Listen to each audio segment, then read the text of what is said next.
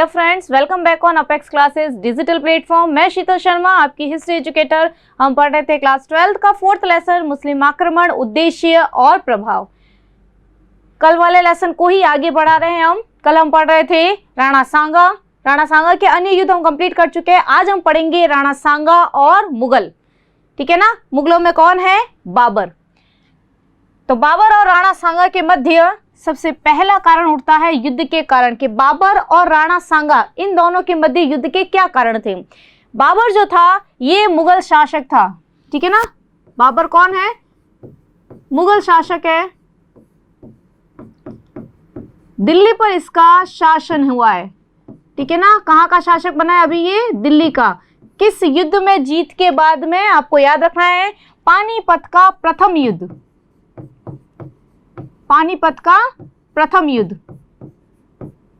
पानीपत कहाँ है? अगर आपसे पूछे पानीपत, तो पानीपत है हरियाणा में। ओके। तो पानीपत का प्रथम युद्ध जो हुआ ये किस किस के बीच में हुआ है? बाबर और लोदी वंश के शासक इब्राहिम लोदी के साथ में। इस युद्ध में इब्राहिम लोदी की पराजय होती है और बाबर की विजय होती है। और इस विजय के बाद ही, यानी पानीपत के प्रथम युद्ध विजय के बाद ही दिल्ली पर मुगल वंश की स्थापना होती है। ठीक है ना। अब दिल्ली पर शासन स्थापित करने के बाद कब हुआ था पानीपत का प्रथम युद्ध? आपको याद रखना है 1526 ईस्वी में। ओके। 1526 ईस्वी में बाबर जो है वह दिल्ली का शासक बन गया। दिल्ली की गद्दी उसके हाथों में आ गई। अब दिल्ली के साथ साथ संपूर्ण भारत पर वो अपना शासन स्थापित करना चाहता था और इसके लिए उसको दूसरे जिसे टक्कर लेनी थी वह कौन था अभी हिंदुस्तान में? महाराणा सांगा। ठीक है ना। तो महाराणा सांगा के साथ में युद्ध के सबसे पहले हम कारण पढ़ते हैं। ठीक है ना। तो सबसे पहला कारण हम देखते हैं सांगा पर वचन भंग का आरोप। सांगा पर वचन भंग का आरोप। क्या है सांगा पर वचन भंग का आरोप? कि यहां पर बाबर ये कहता है, किसमें कहता है? बाबर की आत्मकथा है तुजुके बाबरी। बाबर की आत्मकथा कौन सी है? तुजुके बाबरी, जो उसने स्वयं ने लिखी है। तुजुक ए बाबरी लिखो या तुजुके बाबरी। ठीक है ना। दोनों सेम है। तुर्की भाषा में लिखी हुई है ये बाबर के द्वारा। बाबर की आत्मकथा का नाम। इस कथा में, इस अपनी आत्मकथा में बाबर ये कहता है कि राणा सांगा ने स्वयं बाबर को पत्र लिखकर दिल्ली पर आक्रमण करने के लिए आमंत्रित किया था कि वह इब्राहिम लोदी के साथ में संघर्ष करे। तो जिस समय आप यहाँ पर आकर दिल्ली पर आक्रमण करेंगे उस समय सांगा जो है वह आगरा पर आक्रमण कर देगा, क्योंकि उस समय दोनों जगह किसका शासन था? लोदी वंश का शासन था। तो जिस समय आप दिल्ली पर आक्रमण करेंगे उस समय मैं आगरा पर आक्रमण कर दूंगा। तो बाबर का कहना है कि राणा सांगा के द्वारा उसको आमंत्रित किया गया था भारत पर इब्राहिम लोदी पर आक्रमण करने के लिए। लेकिन जब वह आक्रमण करने के लिए, जब उसने दिल्ली पर आक्रमण किया उसके बाद वह आगरा पर भी आक्रमण करने के लिए गया। इन दोनों युद्धों के दौरान सांगा के द्वारा बिल्कुल भी सहायता नहीं की गई, न ही उसके साथ में किसी प्रकार की बातचीत की गई। तो उसने जो वचन दिया था कि जब आप दिल्ली पर आक्रमण करने आएंगे मैं आगरा पर आक्रमण करूंगा, उसने अपने वचन को नहीं निभाया। इस कारण से बाबर ने सांगा पर आक्रमण किया। ठीक है ना। पहला कारण तो ये कहा जाता है। लेकिन इस तर्क को, इस कारण को हम स्वीकार नहीं कर सकते, क्योंकि इससे पहले, यानी बाबर का जो पानीपत का प्रथम युद्ध हुआ है, इससे पहले ही राणा सांगा ने अकेले इब्राहिम लोदी के साथ में 2 युद्ध लड़े थे। बताया था मैंने आपको पिछली क्लास में, खातौली का युद्ध और बाड़ी का युद्ध। और इन दोनों युद्धों में राणा सांगा की विजय हुई थी। तो हम ये कैसे स्वीकार कर लें कि इब्राहिम लोदी पर आक्रमण करने के लिए राणा सांगा के द्वारा फरगना से बाबर को बुलाया गया, फारस से बाबर को बुलाया गया? इस बात में हमें कोई औचित्य दिखाई नहीं पड़ता है। हो सकता है वो यहाँ पर अपनी बढ़ाई करने के लिए अपनी आत्मकथा में लिख रहा हो, तो इस कारण को हम स्वीकार नहीं करते। ओके। दूसरा कारण बताया जाता है महत्वाकांक्षाओं का टकराव।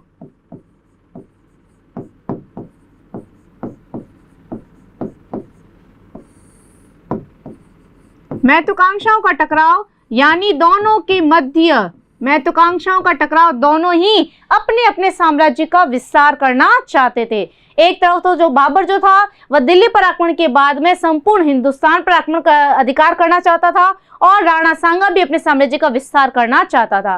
इस प्रकार दोनों की जो महत्वाकांक्षाएं थी वह एक दूसरे के साथ में युद्ध करने के लिए उनको तत्पर कर रही थी। तो दूसरा कदम ये मान सकते हैं कि दोनों की महत्वाकांक्षाओं का टकराव हो रहा था, दोनों अपने साम्राज्य का विस्तार करना चाहते थे। तीसरा कारण ये माना जाता है राजपूत अफगान मैत्री।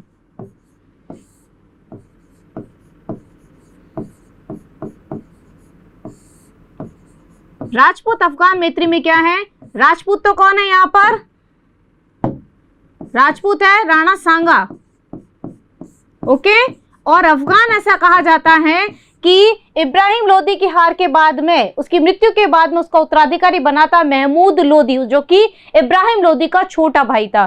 तो यहाँ पर अफगानों का जो नेता था हसन खां मेवाती, कौन था, अफगानों का नेता था हसन खां मेवाती और इब्राहिम लोदी का छोटा भाई महमूद लोदी, ये दोनों जो है बाबर को भारत से बाहर भेजना चाहते थे और ऐसे में इनको केवल एक ही व्यक्ति सक्षम लग रहा था जो बाबर को भारत से बाहर निकाल सके, और वो योग्य शासक कौन था, राणा सांगा। इसलिए इन दोनों अफगानों ने किसके साथ में मित्री कर ली, राणा सांगा के साथ में मित्री कर ली कि हम दोनों एकजुट होकर बाबर को भारत से बाहर निकालेंगे। तो जब ये खबर बाबर को लगी कि जिसको उसने लोधी वंश के जिस शासक को हराया उसी के छोटे भाई के द्वारा राणा सांगा के साथ मिलकर उसके विरुद्ध संघर्ष की योजना बनाई जा रही है, तब बाबर के लिए अवश्यंभावी हो गया कि वह राणा सांगा पर आक्रमण करे, उसको पराजित करे, ठीक है ना। तो तीसरा कारण हम राजपूत अफगान मैत्री को मान सकते हैं।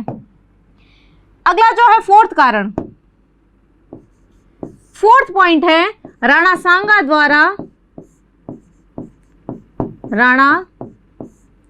सांगा द्वारा दिल्ली सल्तनत के क्षेत्रों पर अधिकार करना। दिल्ली सल्तनत के क्षेत्रों पर अधिकार करना।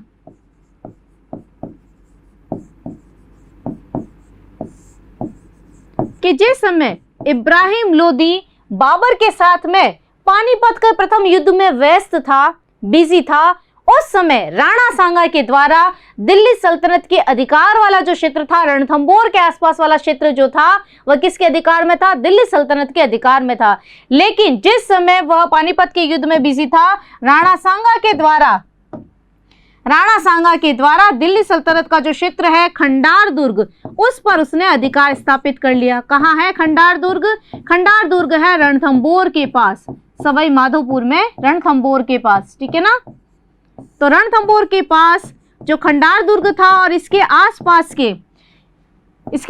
के जो 200 गांव थे, वहां पर भी किसने अधिकार कर लिया, राणा सांगा ने अधिकार कर लिया, जिसके कारण यहाँ की जो मुस्लिम जनता थी उसको यहाँ से भागना पड़ा, यहाँ से पलायन करना पड़ा, क्योंकि राजपूतों का यहाँ पर अधिकार हो चुका था। ऐसे में बाबर को लगा कि वह धीरे धीरे दिल्ली सल्तनत के क्षेत्रों पर अधिकार कर रहा है, उसका साम्राज्य विस्तार होता जा रहा है, ऐसा ना हो कि वह मुझे भी यहाँ से रवाना कर देवे। इसलिए चौथा जो महत्वपूर्ण कारण माना जाता है बाबर के द्वारा राणा सांगा पर आक्रमण करने का, वह यही माना जाता है कि वह दिल्ली सल्तनत के क्षेत्रों पर अपना एकाधिकार स्थापित कर रहा था। ओके, तो यहाँ पर अपने कारण क्लियर हो गए हैं। नेक्स्ट अपन युद्ध शुरू करते हैं, बयाना का युद्ध। दोनों के मध्य, वैसे इतिहास दोनों के मध्य 2 युद्ध होंगे, लेकिन इतिहास में जो ज्यादा निर्धारित युद्ध माना जाता है, निर्धारित तो ये भी था वैसे, लेकिन अगर ज्यादा महत्व जिस युद्ध को दिया गया वह बाबर की तरफ से दिया गया, वह खानवा के युद्ध को, ठीक है ना। जबकि बयाना का युद्ध का भी इतिहास में, राजपूत इतिहास में बहुत बड़ा महत्व माना जाता है, ठीक है ना। बयाना का युद्ध है। अब सबसे पहले आपको ध्यान रखना है कि बयाना ये है कहाँ, भरतपुर में। कहाँ है? भरतपुर में, ठीक है ना। ये आपको ध्यान रखना है, ये भरतपुर वाला जो एरिया है यहां पर है बयाना।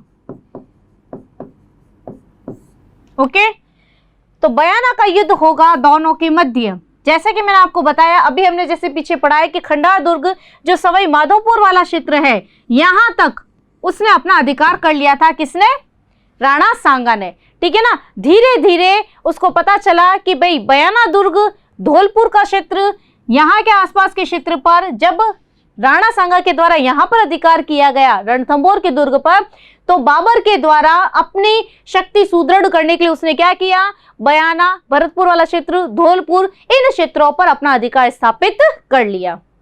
किसके द्वारा किया गया, बाबर के द्वारा, ठीक है ना। जब इन दोनों की सूचना पता चली कि दोनों की सीमाएं जो आपस में टकरा रही है, उस समय बाबर जो है वह युद्ध के लिए निकलेगा फरवरी 1527 ईस्वी में। फरवरी 1527 ईस्वी में वह रवाना होगा, कहां से, सवाई माधोपुर से। कहां पर था सवाई माधोपुर में, रणथंभौर दुर्ग पर था वह भी, ठीक है ना। तो रणथंभौर दुर्ग से वह कहां आक्रमण करेगा, बयाना दुर्ग पर। समझ में आ रहा है, फरवरी 1527 में रणथंभौर दुर्ग से कहां आक्रमण करेगा, बयाना दुर्ग पर आक्रमण करेगा। इस समय बाबर के द्वारा बयाना दुर्ग का संरक्षण का कार्य जो सौंपा गया था, इसका जो संरक्षक था, इसका संरक्षण जो था वह किसको सौंपा गया था, मेहंदी ख्वाजा को। मेहंदी ख्वाजा यहां का संरक्षक था, लेकिन सांगा के द्वारा बयाना दुर्ग पर आक्रमण करने के कारण दुर्ग को चारों ओर से घेर लिया गया, ठीक है ना। जब इसकी सूचना बाबर के पास पहुंची, बाबर ने अपनी एक सेना भेजी, किसके नेतृत्व में, सुल्तान मिर्जा के नेतृत्व में।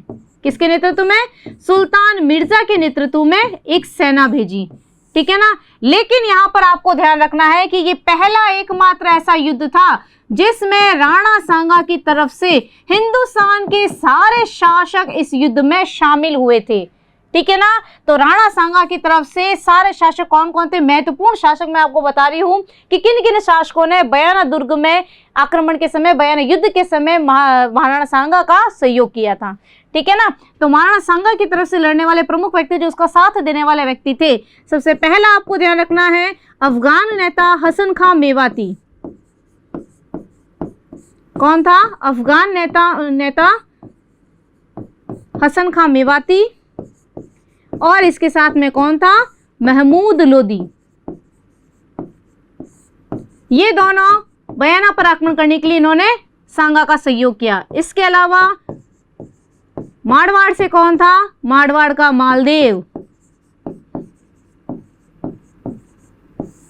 इसके अलावा सादड़ी का झाला अज्जा, सादड़ी पाली में, ठीक है ना, सादड़ी का झाला अज्जा। ईडर का भारमल।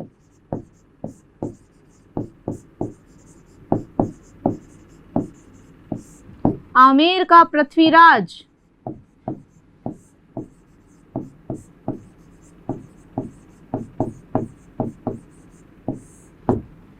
चंदेरी का शासक कौन है, मेदिनी राय। याद है आपको, मेदिनी राय को गागरोन और चंदेरी की जागीर दी थी,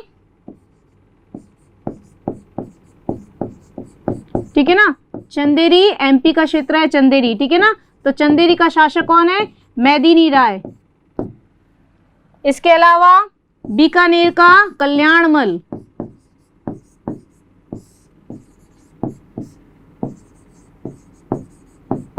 इसके अलावा भी काफी सारे, सलूम्बर का रावत है, देवरिया का रावत है। ये सारे शासक जो थे वह किसके युद्ध में शामिल होने के लिए आए थे, महाराणा सांगा की तरफ से बाबर के विरुद्ध जो बयाना का युद्ध हो रहा था, इस युद्ध में लड़ने के लिए शामिल हुए। ये पहली बार ऐसा हुआ कि राजपूत के युद्ध में पहली बार किसी राजपूत शासक ने इतने बड़े स्तर पर किसी शासक को संगठित किया था, शासकों को संगठित किया था।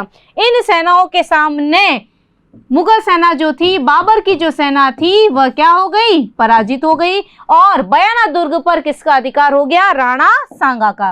ओके, बयाना दुर्ग पर किसका अधिकार हो जाएगा, राणा सांगा इसमें विजयी रहेगा और बयाना के दुर्ग पर उसका अधिकार स्थापित हो जाएगा। यहां से मुगल सेना को वापस लौटना पड़ेगा। समझ में आ गया यहाँ तक। नेक्स्ट चीज पढ़ते अपन खानवा युद्ध। खानवा युद्ध में हमें क्या देखना है कि खानवा जो जगह है वह कहां पर है, भरतपुर में। खानवा कहां पर है, भरतपुर में। ये देखो, ये है क्षेत्र भरतपुर। बाबर अभी यहीं पर है, ठीक है ना। बयाना दुर्ग पर अधिकार हो चुका है, लेकिन यहां पर क्या है कि राणा सांगा को लग रहा है कि उसने बाबर को पराजित करके एक बड़ी विजय प्राप्त कर ली है। और वास्तव में अगर देखा जाए तो राजपूतों के इतिहास में ये बाबर के विरुद्ध बहुत ही श्रेष्ठता से खेला गया, संगठित तरीके से खेला गया युद्ध था, ठीक है ना। लेकिन अब 1 महीने का टाइम पीरियड रहेगा। खानवा का युद्ध कब होगा? खानवा का युद्ध होगा मार्च 1527 में। बयाना का युद्ध हुआ फरवरी 1527 में। खानवा का युद्ध होगा मार्च 1527 ईस्वी में। ये 1 महीने का जो टाइम पीरियड था, इसमें बाबर जोरों शोरों से अपने युद्ध की तैयारी में लगा हुआ था। लेकिन बयाना युद्ध से जो सैनिक वापस, मुगल सैनिक लौट कर आए थे, उनके सामने राणा सांगा की वीरता की जो प्रशंसा थी वो लगातार होती जा रही थी। ऐसे में बाबर के जो सैनिक थे वो दोबारा राणा सांगा के खिलाफ युद्ध करने के लिए तैयार नहीं थे। उन्होंने तो उनके साथ में जो युद्ध किया, किस प्रकार राजपूतों की वीरता का बखान किए जा रहे थे, इससे बाबर की जो सेना थी वो पूरी तरह से हताश हो चुकी थी। ऐसे में एक मुस्लिम ज्योतिषी भी था उनके ग्रुप में। मुस्लिम ज्योतिष ने भी ये ऐलान कर दिया था कि इस युद्ध में अगर वो दोबारा युद्ध करेगा तो किसकी विजय होगी? राणा सांगा की ही विजय होगी। इस भविष्यवाणी से सैनिकों में और ज्यादा निराशा पैदा हो गई। अब बाबर, उसको तो किसी भी तरीके से राणा सांगा के साथ में संघर्ष करना था और विजय प्राप्त करनी थी, क्योंकि वो पूरे हिंदुस्तान पर अपना शासन स्थापित करना चाहता था। इसके लिए बाबर ने क्या किया? अपने सैनिकों में जोश बढ़ने के लिए काफी सारे ऐलान करने शुरू किए कि आज से मैं शराब नहीं पीऊंगा, आज से मैं शराब छोड़ दूंगा, मदिरा का सेवन नहीं करूंगा। सैनिकों ने बोला छोड़ दो बोली, हम तो युद्ध नहीं लड़ेंगे।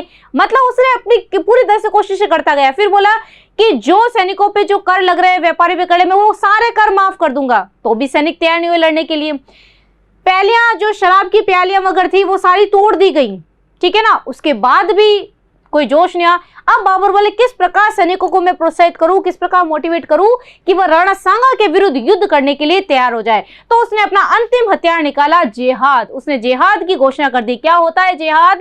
जिहाद होता है धर्म युद्ध, ठीक है ना। कहीं पे होता है जिहाद लिखा हुआ, कहीं पे होता है जिहाद, ठीक है ना। इसका अर्थ होता है धर्म युद्ध। यानी बाबर ने अपने सैनिकों को कहा कि ये हिंदू और मुसलमानों के मध्य होने वाला एक धर्म युद्ध है। तुम्हें एक दिन मरना तो सभी को ही है, ठीक है ना। अगर अल्लाह के पास, रब के पास जा रहे हैं तो कुछ नेकी का काम करके जाएं, हारते हुए क्यों जाए, अपने अपमान करते हुए क्यों जाए। मरना तो एक दिन सभी को है। शरीर जो है वह कभी भी अमर नहीं रहता, ये तो नाशवान है। तो हम कुछ ऐसा करके जाए, अगर हम युद्ध में लड़ते हैं, विजयी होते हैं, तो हम गाजी की उपाधि गाजी कहलाएंगे। जीतने वाला क्या कहलाएगा? गाजी कहलाएगा। और अगर हार गए तो कायर कहलाएंगे, ठीक है ना। लेकिन बिना युद्ध लड़े हुए अगर हम गए तो हमारी क्या इज्जत रहेगी रब के सामने, अल्लाह के सामने। तो ये एक ऐसा धर्म युद्ध है जो हमें मुसलमानों के द्वारा राजपूतों के विरुद्ध लड़ना है। तो इस जिहाद की घोषणा से उसने सैनिकों में जोश भरा। सैनिक लोग संगठित हुए और राणा सांगा के विरुद्ध युद्ध करने के लिए तैयार हो गए, ठीक है ना। तो अब यहाँ पर मार्च 1527 ईस्वी में बाबर अपनी पूरी तैयारी के साथ में कहाँ आ डटा? खानवा के मैदान में। कहाँ पर? खानवा के मैदान में आ डटा। खानवा कहाँ पर है? भरतपुर में। मैप में आता है, ध्यान रखोगे, ठीक है ना। खानवा कहाँ पर भरोगे आप? भरतपुर में। तो 16 मार्च 1527 ईस्वी को बाबर और राणा सांगा के मध्य संघर्ष प्रारंभ होता है। यहां ध्यान रखना है, सांगा की सेना में इस समय जो एकमात्र मुस्लिम सैनिक अगर पूछा जाता है, मुस्लिम सेनापति जो था वह कौन था? हसन खां मेवाती, ठीक है ना। अफगान था ना हसन खां मेवाती, ठीक है ना। तो ये एक मुस्लिम सेनापति था जो उसकी सेना का नेतृत्व कर रहा था, ठीक है ना। दूसरी तरफ बाबर अपनी सेना के साथ में जोरों शोरों के साथ में खानवा के मैदान में आ डटा। अब यहाँ पर दोनों के मध्य घमासान संघर्ष होता है। प्रारंभिक चरण में राजपूत सेना का पलड़ा भारी रहता है, यानी राणा सांगा जो है वह बाबर की सेना पर भारी रहती है। लेकिन अचानक से हाथी पर बैठे हुए राणा सांगा के सिर में तीर लगने से वह घायल हो जाता है। अब ऐसी घायल अवस्था में सेना में हड़कंप बच जाती है कि उसका जो महाराणा वह घायल हो गया है। तो वहां के उसके जो सरदार होते हैं, राजपूत सरदारों के द्वारा सुरक्षित उसको युद्ध के मैदान से बाहर ले जाया जाता है। अब सेना में हड़कंप नहीं हो, वह जोश के साथ में लड़ती रहे, इसके लिए क्या है? महाराणा का मुकुट पहनाकर किसी को हाथी पर बिठाया जाए ताकि सेना में लगे हमारा महाराणा खुद लड़ रहा है, ठीक है ना। अगर लीडर ही नहीं होता है तो क्या पीछे वाले लोग लड़ेंगे? सेना लड़ेगी क्या? तो यहाँ पर के सेना में ये जोश बना हुआ रहना चाहिए कि हमारा नेता, हमारा राजा जो है वो खुद लड़ रहा है। तो ऐसे में महाराणा सांगा के स्थान पर उसका मुकुट धारण करने वाला व्यक्ति कौन बैठा था? मोस्ट इंपोर्टेंट आपको ध्यान रखना है, सादड़ी का झाला अज्जा। कौन था? सादड़ी है पाली में, ठीक है ना। तो सादड़ी का झाला अज्जा जो था उसने किसका मुकुट धारण किया? महाराणा सांगा का, और हाथी पर बैठकर संघर्ष करने लगा, युद्ध करने लगा, और इसमें युद्ध गति में वीर गति को, युद्ध में वो वीर गति को प्राप्त हो गया। ठीक है ना। तो यहाँ पर ये जो निर्णायक युद्ध था, इस युद्ध में किसकी विजय होगी? बाबर इसमें विजयी रहेगा। राणा सांगा युद्ध के मैदान से बाहर लेके चले जाएंगे और राजपूतों की सेना जो है वो मुगल सेना के द्वारा पराजित हो जाएगी। ठीक है ना। याद रखना है ये सारा युद्ध आपको कि इस युद्ध निर्णायक युद्ध में किसकी हार होगी? सांगा की। अब नेक्स्ट क्वेश्चन ये उठता है आपके कि इस युद्ध में सांगा की पराजय के क्या कारण थे। मोस्ट इंपोर्टेंट क्वेश्चन पूछा जाता है कि खानवा के युद्ध में सांगा की पराजय के क्या कारण थे। तो इसमें कुछ पॉइंट्स हम याद करेंगे। सबसे पहला कारण हम देखेंगे कि सांगा की पराजय का सबसे पहला कारण था कि बयाना युद्ध के बाद 1 महीने तक बाबर को युद्ध की तैयारी का मौका देना। अगर बयाना युद्ध के जस्ट बाद वह सीधा भरतपुर, जहां पर मुगलों का अड्डा था, वहां पर अगर राणा सांगा अपनी सेना लेकर पहुंच जाता तो हो सकता है मुगल भारत में प्रवेश नहीं कर पाते, वह वापस हिम्मत ही नहीं करते कि वह भारत के अंदर आए। ठीक है ना। वो वहीं से रवाना हो जाते अगर राणा सांगा हाथों हाथ बयाना युद्ध की विजय के बाद में मुगलों का पीछा करता और उन पर आक्रमण करता। लेकिन राणा सांगा ने ऐसा नहीं किया। ठीक है ना। तो ये 1 महीने का जो टाइम पीरियड दिया है उसमें बाबर ने अपनी तैयारी पूरी जोरों शोरों से कर ली। ठीक है ना। तो पहला पॉइंट हो जाएगा सांगा द्वारा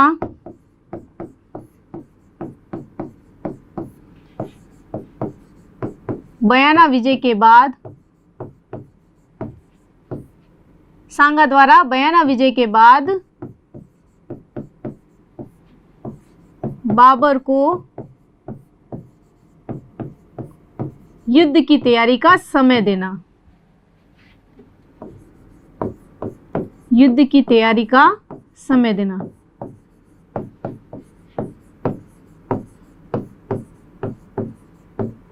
ठीक है ना। ये उसकी सबसे बड़ी भूल थी। दूसरा कारण यह है कि राणा सांगा हाथी पर सवार होकर संघर्ष कर रहा था।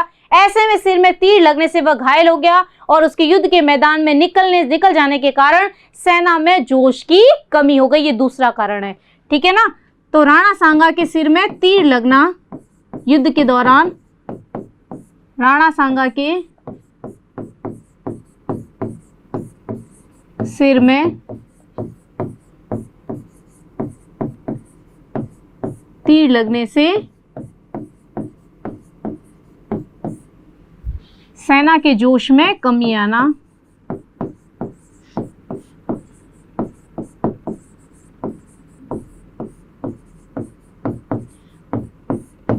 तीसरा महत्वपूर्ण कारण है कि इस संघर्ष में काफी सारे राजपूत शासक शामिल हुए थे राणा सांगा की तरफ से, लेकिन सभी जो राजपूत इकट्ठे हुए थे उन सब का अलग अलग स्वार्थ था। वो युद्ध में लड़ रहे थे, सबका एक उद्देश्य नहीं था, सभी अपने अपने स्वार्थ के लिए लड़ रहे थे। ऐसे में राजपूतों में जो एकता का अभाव था, ठीक है ना, काफी राजपूतों में आपस में शत्रुता भी थी, तो राजपूतों में जो एकता का अभाव था वह भी बाबर की विजय का कारण बना। ठीक है ना। तो राजपूतों में एकता का अभाव,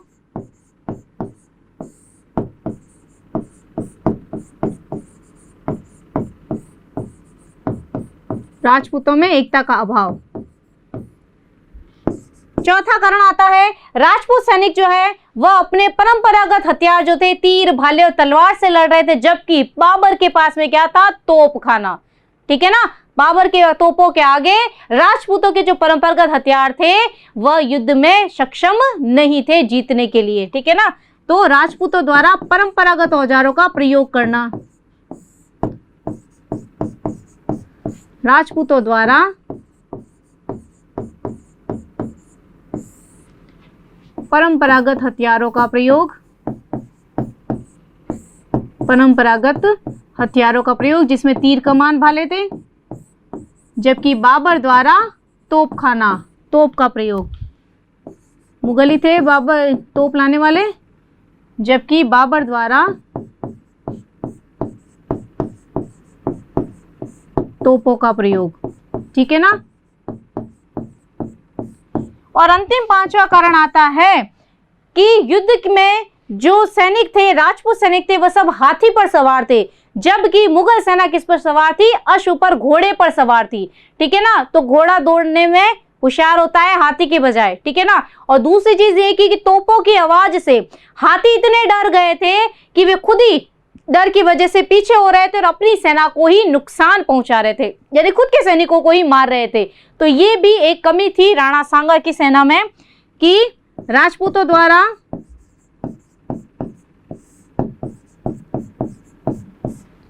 हस्ती सेना का प्रयोग, यानी हाथियों की सेना का प्रयोग, जबकि बाबर के पास कौन सी थी? अश्व सेना। जबकि बाबर द्वारा अश्व सेना का प्रयोग, ठीक है ना। तो ये 5 प्रमुख कारण थे जिसकी वजह से खानवा के युद्ध में किसकी हार हुई? राणा सांगा की हार हुई, ठीक है ना। नेक्स्ट अपन लास्ट पॉइंट है अपना खानवा के युद्ध के परिणाम। इस युद्ध के क्या परिणाम निकले? केवल 3 परिणाम निकले इसके, ठीक है ना। सबसे पहला परिणाम क्या निकला? राजपूतों की शक्ति का अंत हो गया, मुगल सत्ता स्थापित हो गई भारत में, तो राजपूतों की शक्ति का अंत। दूसरा जो प्रमुख कारण इसका माना जाता है, मेवाड़ की शक्ति और प्रतिष्ठा में कमी आई। मेवाड़ की शक्ति व प्रतिष्ठा में कमी, क्योंकि राजपूत संगठन जो था वह टूट गया था। और तीसरा और अंतिम था भारत में मुगल सत्ता की स्थापना।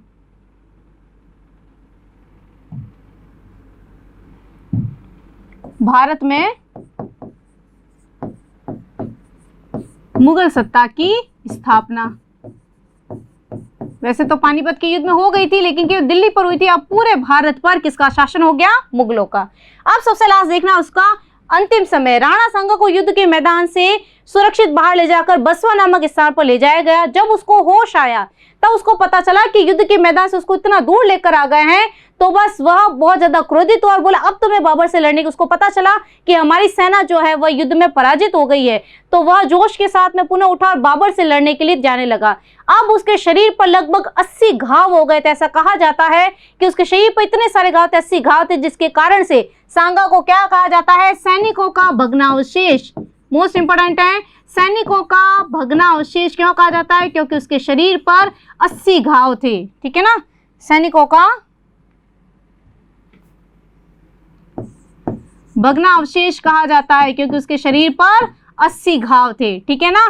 तो जब उसे पता चला कि भाई युद्ध के क्षेत्र में हार हो गई है, वह उठा बाबर से लड़ने के लिए रवाना होने लगा। ऐसे में उसके जो विरोधी, युद्ध के विरोधी सरदार थे, हम युद्ध नहीं कर सकते, हमें सफलता नहीं मिलने वाली है। सांगा की खुद की तबीयत ऐसी सही नहीं, लेकिन वो मान नहीं रहा है।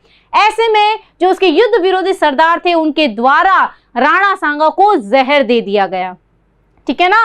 और कालपी नामक जगह पर, कालपी कहां पर है? उत्तर प्रदेश में। कालपी नामक जगह पर राणा सांगा का क्या हो गया? देहांत हो गया। उस जहर का असर होने लगा और वहां उसका देहांत हो गया। देहांत कब हुआ आपको ध्यान रखना है? जनवरी 1528 ईस्वी में उसका देहांत हो गया। इसका जो समाधि स्थल बना हुआ है, दाह संस्कार जो किया गया, वह कहाँ किया गया? मांडलगढ़ में किया गया। मांडलगढ़ कहाँ पर है? भीलवाड़ा में। ओके, भीलवाड़ा में लाकर उसका दाह संस्कार किया गया। तो इस प्रकार हमने देखा कि अपने अंतिम समय तक राणा सांगा जो था वह पूरे जोश के साथ में लड़ता रहा, लेकिन फिर भी इसमें वो वीर गति को प्राप्त हो गया और भारत में मुगलों की सत्ता स्थापित हो गई। तो आज की क्लास के लिए इतना ही। नेक्स्ट क्लास में नए टॉपिक के साथ फिर मिलेंगे, तब तक के लिए थैंक यू। सब्सक्राइब करें हमारा apex classes edutech YouTube channel. साथ ही बेल आइकन को क्लिक करना बिल्कुल ना भूलें, ताकि आगे आने वाले सभी यूट्यूब वीडियोस की अपडेटेड नोटिफिकेशंस सबसे पहले आपको मिले। Apex classes edutech, subscribe now.